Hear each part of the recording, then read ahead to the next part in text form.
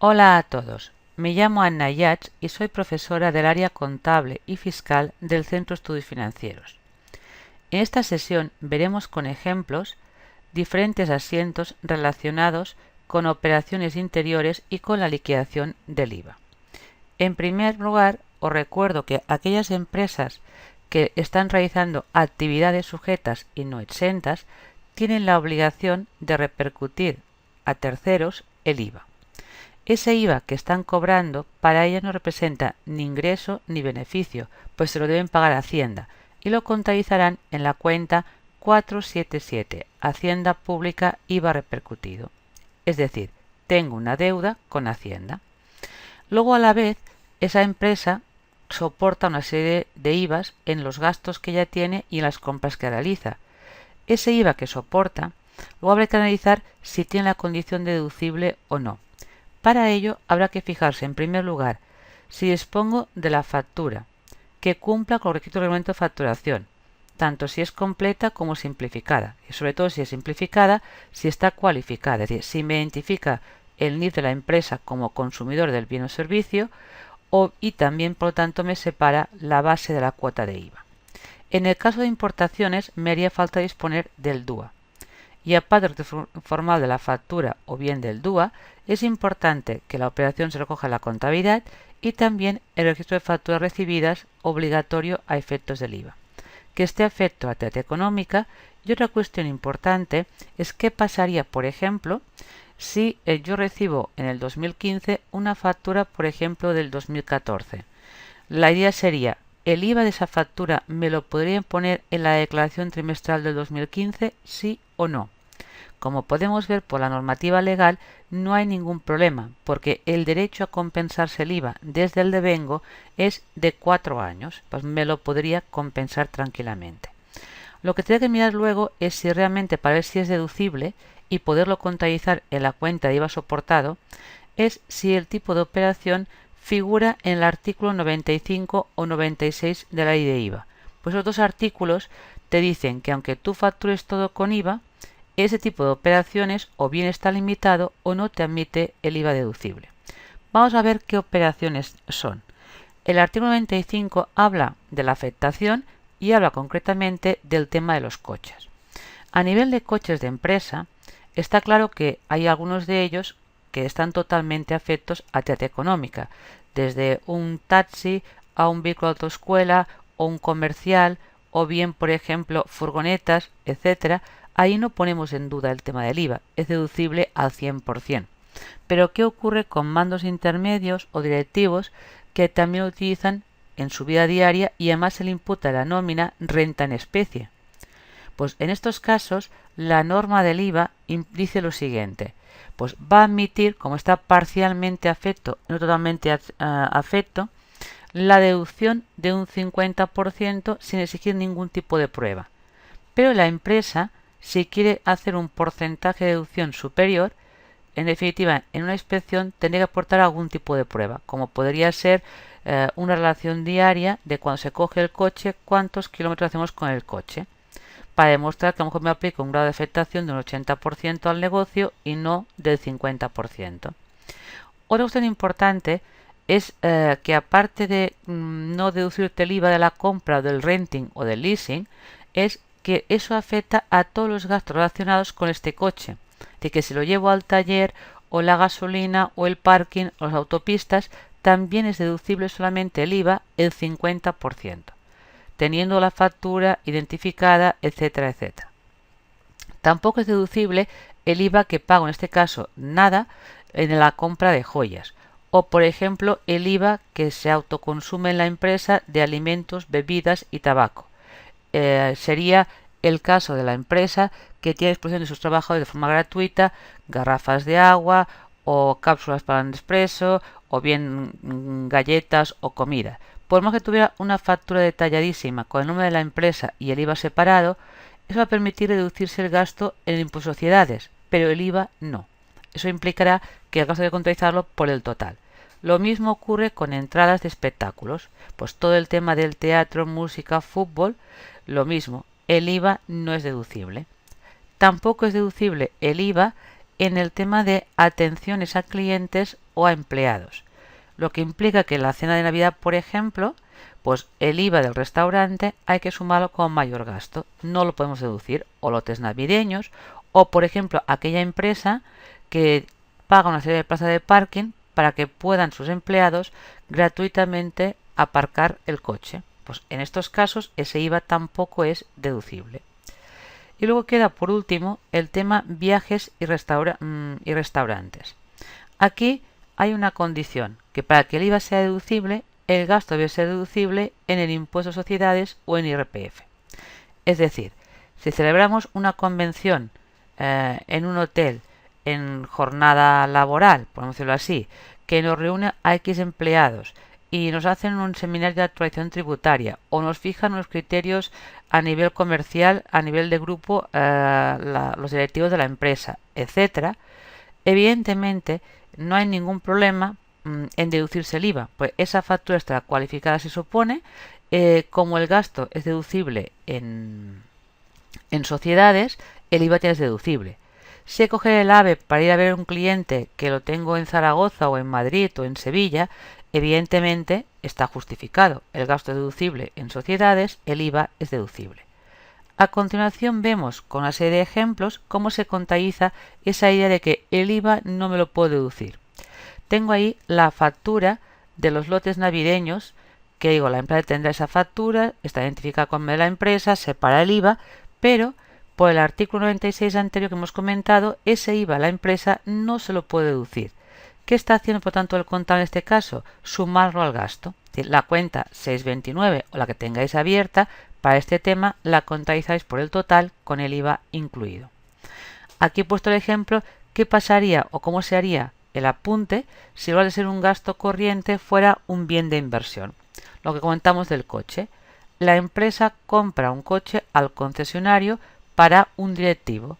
Pues evidentemente, como también lo va a utilizar el fin de semana y para su vida diaria, ¿qué hacemos?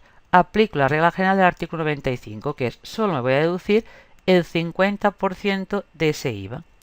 Eso implicaría que en la cuenta IVA soportado, que es la que sería deducible IVA al modelo de liquidación, sería del total del IVA que pagaba el concesionario solo la mitad. La otra mitad sería más coste del vehículo, es decir, bajaría gasto vía amortización. Porque la norma 12 del plan contable dice esto: cuando el IVA no tenga la condición de coste, deducible, será o mayor coste relativo o gasto. A continuación, hago un resumen de qué cuentas en el plan contable se crean para poder contabilizar el IVA. Ya hemos visto que las facturas que recibo y que el IVA sea deducible lo iremos colocando en las cuentas de IVA soportado y las que yo emito de donde usar el IVA en IVA repercutido. Luego lo que habrá que hacer es periódicamente, ya lo veremos, o mensualmente o trimestralmente, liquidar esas cuentas y presentar el pago o la diferencia a Hacienda. Pues luego las otras dos cuentas, la de deudor por IVA, es cuando realmente el IVA deducible supera el IVA de vengado y me sale a compensar. Y luego, en cambio, la de acreedor por IVA es cuando mi empresa tendrá que ingresar. Tiene más IVAs de vengados que IVAs deducibles. Por lo tanto, le tocaría pagar. Pues siempre la palabra acreedora representa una deuda con Hacienda. Y la palabra deudora es al revés. Hacienda me debe a mí. Y luego veremos en un vídeo aparte que la cuenta 634 y 639 solamente van a utilizar qué tipo de empresas, las que están en prorrata. A continuación, vemos con ejemplos contables cómo se registran las cuentas de repercutido y soportado. Por ejemplo, yo aquí he facturado a un cliente 2.000 unidades a un coste de 10, o a un precio de venta de 10, mejor dicho, con un descuento en factura de 200. Y sobre ese importe repercuto el IVA. Por tanto, primero, lo que para mí es ingreso por ventas sería el precio inicial menos descuentos. Por lo tanto, lo que os comenté, la base imponible a efectos del IVA serían 19.800 euros, porque el descuento restaría, y sobre esto repercutiría el 21%. Ese IVA, ya digo, no me lo quedo, se lo debo pagar a Hacienda, pues la cuenta IVA repercutido si es factura emitida, siempre nace por el lado del haber, porque se lo debo pagar a Hacienda. En cambio, si más adelante ese cliente me devuelve unidades o bien hay que hacer un rappel, como estoy contabilizando una rectificativa de una factura o una nota de abono, como podéis ver, si hay devolución es menos facturación, menos IVA repercutido, pues tengo la obligación siempre que rectifico de por el mismo IVA que había en la factura y el saldo del cliente que cobraré va a ser menor. Es decir, en rectificativa, como estoy corrigiendo una factura emitida, he de ingresar menos IVA a Hacienda, va por el lado del debe. Y cuando yo facturo, va por el lado del haber. También os comentaré que la numeración de las facturas emitidas y rectificativas debe ser diferente. Aquí tengo un caso en que veamos cómo afecta el anticipo en el tema del IVA, porque si son operaciones interiores, en el tema de los anticipos se devenga automáticamente el IVA, es decir, se anticipa, no se espera a la puesta a disposición o la prestación del servicio. Hay la obligación de pagarle a Hacienda del IVA cobrado la parte correspondiente. Yo aquí tengo una empresa que es fabricante de maquinaria y yo le compro uno de sus modelos. Claro, esa máquina me costará 300.000 euros más IVA.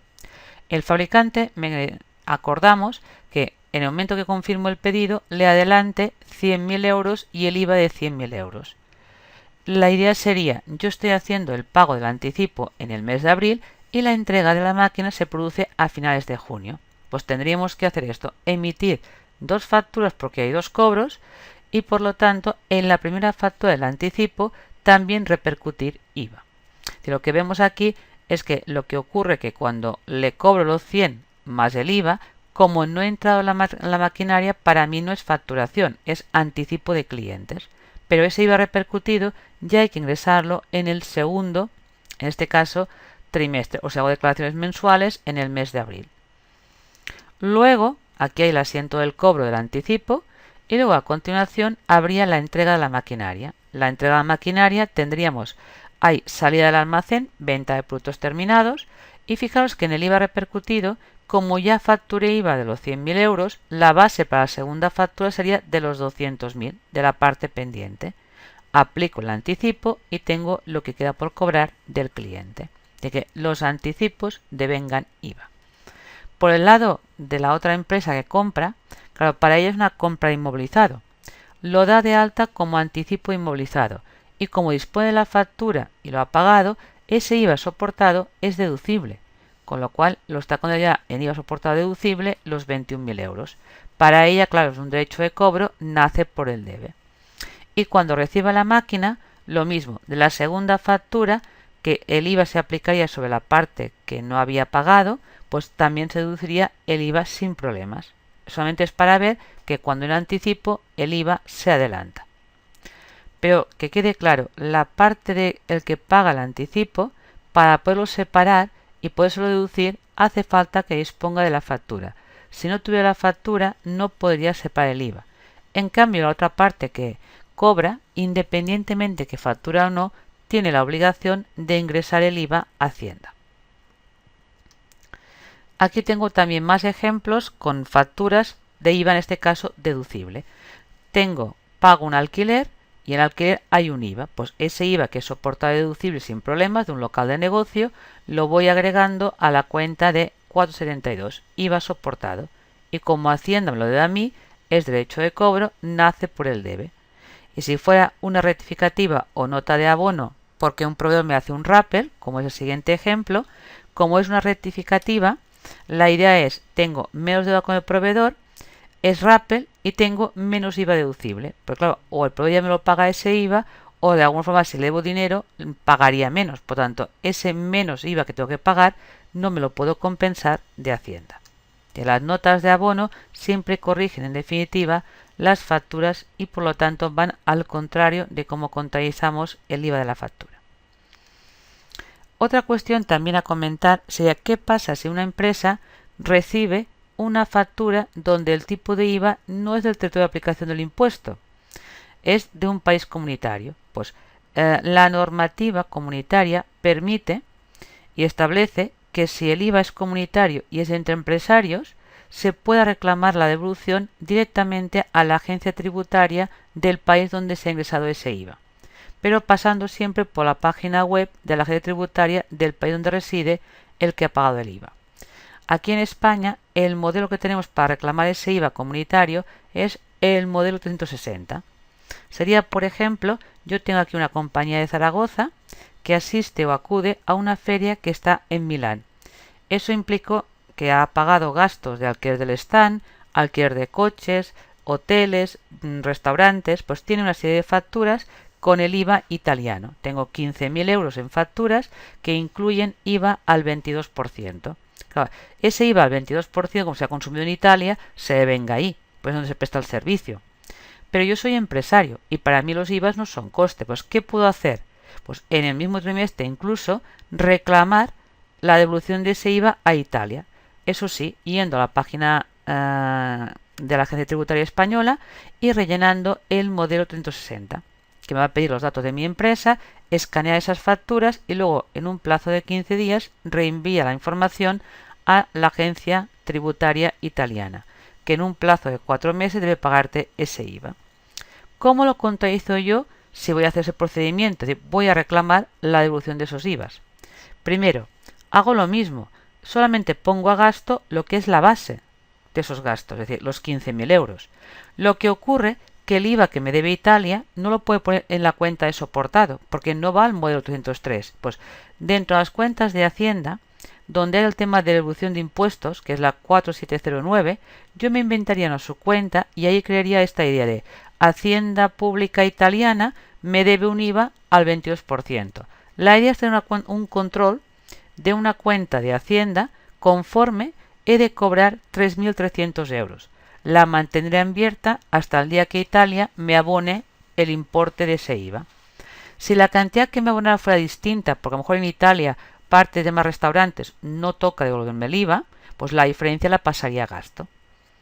Pero de entrada reclamo todas las facturas y luego en el momento del cobro veríamos si hay alguna de ellas que no recupero el IVA y lo pasaría a coste con una cuenta de tributos de IVA no deducible.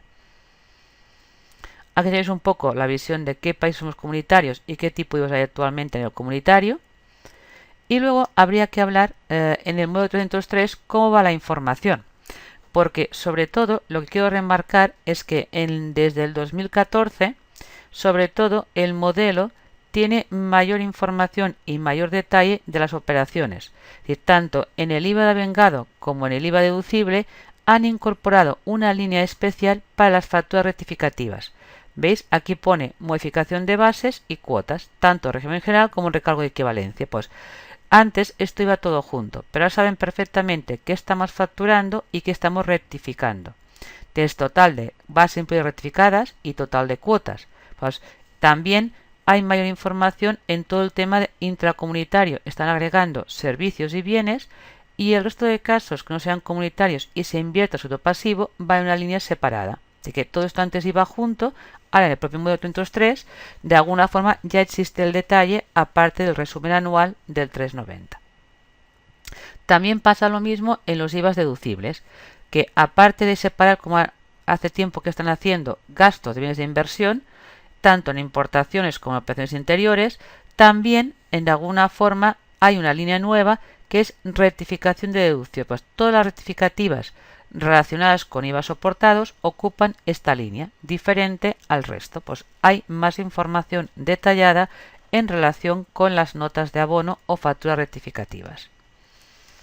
En relación a la liquidación, la idea es con qué frecuencia hay que liquidar el IVA a Hacienda. La regla general es trimestral, pero hay casos que no. ¿Cuándo es mensual la liquidación? Cuando tu empresa, la facturación de su año anterior, superó la cifra de los 6.010.121,04. Como es gran empresa, declara por meses. O bien, en aquellos casos que el sujeto pasivo opte a devolución mensual. ¿Qué decir que opte a devolución mensual? Que la empresa, porque vende muchísimo afuera, ya sea en el comunitario o tercer país, no repercute IVAs, pero tiene IVAs soportados y son deducibles. Claro, esa empresa normalmente le sale siempre a devolver. Pues para no esperar a pedir la devolución en la última declaración del año, lo que hace es se da de alta ese registro de devolución mensual y es una forma que puede pedir Hacienda que lo que le sale a favor suyo cada mes se lo devuelva y más o menos en un mes y medio lo cobra. El inconveniente es que la gente que se dé de alta en devolución mensual, aparte de presentar el 303, debe también presentar el 340, que es el registro de facturas recibidas y emitidas por la vía telemática. Debe volcar toda la facturación a la vez que la declaración para poder cobrar cada mes los IVAs. Y sobre todo que hay que darse de alta expresamente en el 036 para que te incorporen en dicho registro. El resto de empresas no presentarán el 340. Si solamente se requiere la inspección, pues debe presentar facturas recibidas o emitidas, pero no por la vía telemática. Una cuestión también sería la liquidación, son las facturas de un mes o de un trimestre, pero luego el pago se hace siempre el 20 del mes siguiente. Y cuidado también porque a partir de 2014 las que declaran mensualmente antes del mes de julio se pagaba en septiembre, ahora se paga ya en agosto. Y también es verdad que la última liquidación del ejercicio, la de diciembre o la del cuarto trimestre, hay de plazo para abonarla hasta el día 30 de enero. Pero hay que adjuntar el resumen anual.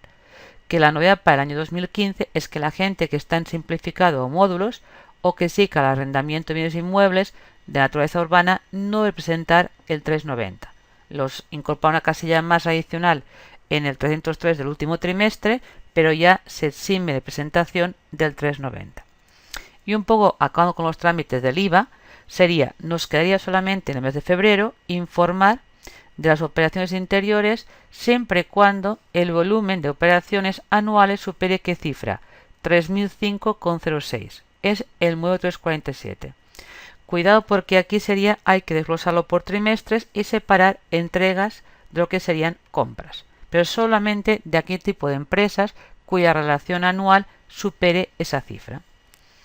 A continuación os comento cómo es el esquema del asiento contable para contabilizar lo que saldría a pagar o a compensar de esa liquidación. Lo que se hace es lo siguiente.